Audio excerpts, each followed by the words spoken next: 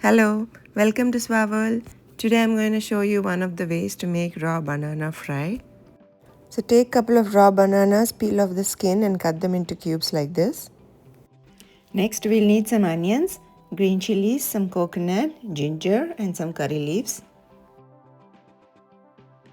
Now take a pan, heat it up, add some oil. Next add some mustard seeds and cumin seeds. Add some chana dal and urad dal. Fry these for a bit. Next add the onions. Also add some curry leaves and fry all this. After the onions cook for a while, add the cut banana pieces to this. Add some turmeric and salt and let this cook for some time by covering it with a lid. Now take your green chilies, ginger and coconut, add it to a blender and blend it. This is how it looks like after blending. Now check if the bananas have cooked and have become soft.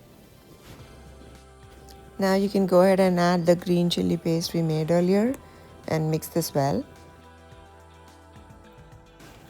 And that's it. Now you can garnish it with some cilantro and our raw banana fry is ready. This goes very well with rice and it tastes really great. So if you haven't tried this recipe before, do try it and let me know how you like it. Thank you for watching Swavel. Have a great day. Bye.